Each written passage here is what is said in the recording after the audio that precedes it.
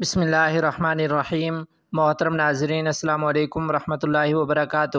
Doctor علامہ خالد محمود سومرو شہید رحمۃ اللہ علیہ کے قاتلوں کو سزا کے لیے جیکب آباد میں دھرنا۔ تفصیلات کے مطابق جمعیت علماء اسلام کی جانب سے ڈاکٹر خالد محمود سومرو شہید رحمۃ اللہ علیہ کے قاتلوں کو پھانسی دلوانے کے لیے احتجاجی مظاہرہ اور دھرنا دیا گیا۔ احتجاجی مظاہرہ جمعیت علماء اسلام ضلع جیکب آباد کے امیر ڈاکٹر اے انصاری اور دیگر کی قیادت میں کیا گیا۔ شہر میں ریلی بھی نکالی گئی۔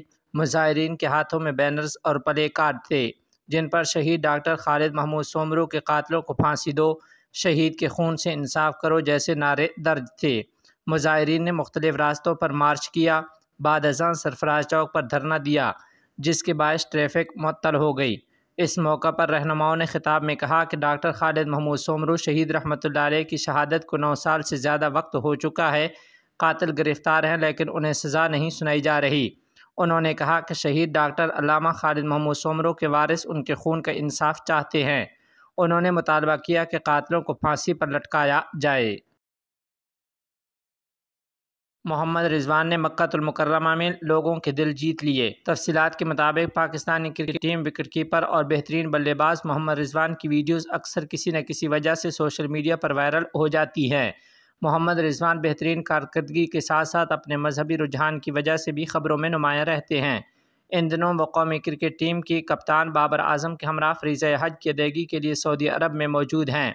اسی حوالے سے مکہ المکرمہ میں حرم کے اندر صفائی کرنے کی ویڈیو سوشل میڈیا پر وائرل ہو گئی ہے۔ ویڈیو میں دیکھا جا سکتا ہے کہ محمد رضوان صفائی کے عملے کے ساتھ مل کر وائپر کے ذریعے فرش پر پڑا پانی صاف کر رہے ہیں۔ اس موقع پر وہاں گزرنے والے عازمین بھی انہیں دیکھ کر خوشگوار حیرت کا اظہار کر رہے ہیں۔ واضح رہے کہ حج کی ادائیگی کے باعث پی سی بی نے دونوں کرکٹرز کو لاہور میں جاری ٹریننگ کیمپ میں شرکت سے مستثنیٰ قرار دیتے ہوئے خصوصی اجازت دی تھی۔ محمد رضوان اور بابر اعظم سری لنکا کے خلاف آئندہ ٹیسٹ اوور کی تیاری کے لیے جولائی کے پہلے ہفتہ میں کراچی میں دوبارہ ٹیم جوائن کریں گے۔ غیر مسلم سے شادی کرنے والی مسلم لڑکی کی لائیو خودکشی۔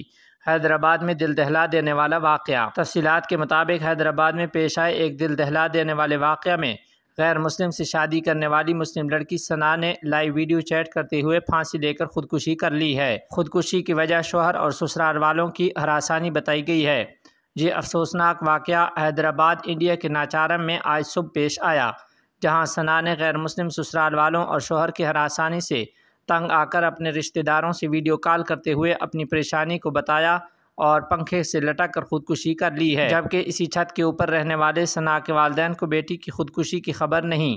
رشتہ داروں نے فون پر ثنا کی خودکشی کی والدین کو اطلاع دی، جس پر اس کے والدین فوری نیچے کے فلور میں بیٹی کے فلیٹ میں پہنچے۔ تب تک ثنا کی موت ہو چکی تھی۔ ثنا کے والدین کے مطابق 5 سال قبل ثنا کی ملاقات راجستھان کے ہیمنت پٹیل نامی نوجوان سے دہلی میں ہوئی تھی اور ان دونوں کی دوستی محبت میں بدل گئی، اور 3 سال قبل ہیمنت نے حیدرآباد میں ثنا کے والدین سے ملاقات کرتے ہوئے شادی کی پیشکش کی اور مذہب تبدیل کرنے کا وعدہ کرتے ہوئے اپنا نام شمشیر رکھ لیا۔ دونوں خاندانوں کی رضامندی سے شادی ہوئی تھی اور ان سے ایک 3 سال کا لڑکا بھی تھا۔ امارت اسلامیہ نے ملک میں سرمایہ کاری کے بہترین مواقع فراہم کیے ہیں۔ تفصیلات کے مطابق رئیس الوزراء انتظامی معاون مولوی عبدالسلام حنفی نے Andkhoy chamber of commerce and investment کے ڈائریکٹر عبدالمجید نیازی سے ملاقات کی۔ ملاقات میں عبدالمجید نیازی نے تجارت اور ٹرانزٹ کی صورتحال اور خاص طور پر عقینہ سرحد میں کسٹم کے مسائل اور وہاں شفافیت، کرپشن کے خاتمے اور امیر المومنین حفظہ اللہ کی جانب سے اعلان کردہ ٹیکس چھوٹ پر خوشی کا اظہار کیا۔ انہوں نے کہا کہ امارت اسلامیہ کسٹم میں بدعنوانی کے خاتمے، تاجروں اور صنعت کاروں کے مالی اور ذاتی تحفظ کو یقینی بنانے، درآمدی اشیاء کے معیار کی تشخیص کے لیے لیبارٹریوں کا قیام، تاجروں کے معاملات کی نگرانی کے لیے سرمایہ کاری کے بہترین مواقع میں تبدیل ہوا ہے۔ مولوی عبدالسلام حنفی نے کہا کہ اندخوئی اور عقینہ کے سرحدات کا ملکی معیشت میں اہم کردار ہے۔ سرکاری اور نجی شعبہ کے حکام کو اس سے بھرپور استفادہ کرنا چاہیے۔ انہوں نے حکومت کی جانب سے ملک میں تجارت اور سرمایہ کاری کے لیے زمین کی فراہمی کی طرف بھی اشارہ کیا اور کہا کہ تاجروں اور سرمایہ کاروں کو چاہیے کہ وہ اس موقع سے فائدہ اٹھاتے ہوئے ملک کی تعمیر و ترقی میں اپنا حصہ ڈالیں۔ ٹرین کے ذریعے نقل و حمل کی ترقی کا ذکر کرتے ہوئے جناب حنفی نے کہا کہ امارت اسلامیہ ہوائی، زمینی اور خاص طور پر ٹرین کے ذریعے نقل و حمل کو فروغ دینے کی بھرپور کوشش کر رہی ہے۔ وزیر داخلہ خلیفہ سراج الدین حقانی کی اقوام متحدہ کے خصوصی رابطہ کار برائے افغان امور سے ملاقات۔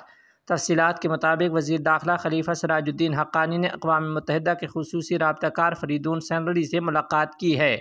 ملاقات میں جناب فریدون سینری نے کہا، عالمی برادری افغانستان کے ساتھ اچھے تعلقات چاہتی ہے۔ گزشتہ 40 سال کے بعد سیکورٹی مضبوط ہوئی ہے۔ کرپشن اور منشیات کے خلاف جنگ میں پیش رفت ہوئی ہے۔ منشیات کی سمگلنگ اور دہشت گردی کے خلاف جنگ میں افغانستان اور دنیا کے درمیان ہم آہنگی ہونی چاہیے۔ انہوں نے مزید کہا کہ افغانستان اپنے قیام کے بعد اقوام متحدہ کا رکن بننے والے اولین ممالک میں سے ایک تھا اور افغانستان کی نشست اقوام متحدہ کی پہلی نشستوں میں سے ایک ہے۔ وزیر داخلہ خلیفہ سراج الدین حقانی حفظہ اللہ نے مہمانوں کو خوش آمدید کہا اور ان کی آمد کو ایک اچھا اقدام قرار دیا۔ خلیفہ صاحب نے دنیا کے ساتھ تعامل کے بارے میں کہا کہ افغانستان کے ساتھ دنیا کا تعامل گزشتہ 20 سال کی جارحیت کے سائے میں بننے والا تعامل ہے اور ایک طرح سے یہ اس دور کی سیاست کا تسلسل ہے جسے ہم مفید نہیں سمجھتے۔ انہوں نے منشیات کے بارے میں کہا کہ حکومت نے منشیات کے خاتمے کے لیے ہر ممکن کوشش کی ہے۔ ہم نے اپنی ذمہ داری پوری کر دی ہے۔ عالمی برادری کو بھی متبادل ذریعہ معاش کے میدان میں اپنی ذمہ داری ادا کرنی چاہیے۔ خلیفہ سراج الدین حقانی نے کہا کہ ملک کی سلامتی کی صورتحال قابل اعتماد ہے اور دشمنوں کی کوششیں ناکام ہو گئی ہیں۔ داعش کی جنگجو افغانستان میں کھلے عام موجود نہیں ہیں۔ ہو سکتا ہے کہ ان کے محدود فکری حامی کہیں روپوش ہوں، لیکن یہ تشویش کا باعث نہیں ہے۔ لیکن اس کا بہت زیادہ ذکر کرنا ان کے لیے پراپیگنڈا کرنے کے مترادف ہے، اس سے بچنا چاہیے۔ فریدون سینری نے کہا کہ مجھے آپ کی ملاقات سے بہت سی معلومات ملی جسے میں اپنی رپورٹ میں شامل کروں گا۔ نیز انہوں نے لڑکیوں کے اسکول اور یونیورسٹی جانے کی امید ظاہر کی۔ آخر میں اقوام متحدہ کے خصوصی رابطہ کار برائے افغان امور نے مغوی ترک انجینئر کی جلد رہائی پر شکریہ ادا کیا۔ بامیان میں خواتین کی دستکاری اور مقامی مصنوعات کی 2 روزہ نمائش۔ باختر نیوز ایجنسی کے مطابق اس نمائش کا انعقاد وزارت صنعت و تجارت نے آغا خان انسٹی ٹیوٹ کے تعاون سے خواتین کی دستکاری اور سیاحت کی صنعت کے فروغ کے لیے کیا ہے۔ بامیان کے صنعت و تجارت کے وزیر نعیم رضائی نے کہا کہ اس نمائش میں ضلع یکاولنگ اور بامیان کے مرکز کی تاجر خواتین کی تیار کردہ مصنوعات اور دستکاری کے نمونوں کو 31 بوتھوں میں رکھا گیا ہے۔ مقامی مصنوعات کو فروغ دینے اور فروخت کرنے کے مواقع مزید میسر آئیں گے۔ بامیان کے گورنر مولوی عبداللہ سرحدی نے کہا کہ وہ بامیان میں شہریوں کی معیشت، سیاحت کی صنعت، مقامی پیداوار اور خاص طور پر خواتین کی دستکاری کو فروغ دینے کی کوشش کر رہے ہیں اور وہ خواتین تاجروں کی ایک پائیدار طریقے سے مدد کر رہے ہیں۔ بامیان کی کاروباری خواتین میں سے ایک زینب نے کہا کہ اس طرح کی نمائشوں کے انعقاد کی دستکاری کی خرید و فروخت کو بہتر بنایا جا سکتا ہے اور ان کی مصنوعات کی مارکیٹنگ میں مؤثر ثابت ہو سکتا ہے۔ مزار شریف میونسپلٹی کی جانب سے 10 ملین افغانی کی لاگت سے 3 سٹار ہوٹل کے بقیہ کام کا آغاز۔ تفصیلات کے مطابق مزار شریف میونسپلٹی نے اپنے بجٹ سے ایک 3 سٹار ہوٹل تعمیر کیا جس کے بقیہ کام کو آج 10 ملین افغانی لاگت سے شروع کر لیا گیا ہے۔ اس تعمیراتی کام میں ہوٹل کے چاروں طرف پارکنگ اور گرین ایریا بنایا جائے گا۔ کابل میں پیٹرولیم مصنوعات کی قیمتوں میں کمی۔ تفصیلات کے مطابق وزارت صنعت و تجارت کا کہنا ہے کہ کابل میں پیٹرولیم مصنوعات کی قیمتوں میں گزشتہ ماہ کے مقابلے میں کمی آئی ہے۔ وزارت صنعت و تجارت کے مطابق پیٹرولیم مصنوعات کی قیمتوں میں کمی نجی شعبے کے لیے مفید ثابت ہوگا۔ کابل میں 1 لیٹر پیٹرول کی قیمت 67 افغانی سے کم ہو کر 61 افغانی جبکہ 1 لیٹر ڈیزل کی قیمت 64 افغانی سے کم ہو کر 62 روپے افغانی ہو گئی ہے۔ افغانستان میں سیمنٹ کے 5 بڑے کارخانے لگانے کا فیصلہ۔ تفصیلات کے مطابق افغان وزیر معدنیات و پیٹرولیم نے قندھار میں ایک اجلاس میں بتایا کہ جلد ہی ملک میں 5 بڑی سیمنٹ فیکٹریاں کھول دی جائیں گی۔ ان کے بقول ان کارخانوں کے فعال ہونے سے افغانستان سیمنٹ کے لحاظ سے خود کفیل ہو جائے گا جس سے ان لاکھوں ڈالرز کی بچت ہوگی جو سیمنٹ کی درآمد پر خرچ ہوتے ہیں۔ امریکہ کو افغانستان کے منجمد اثاثے بحال کر دینے چاہیے۔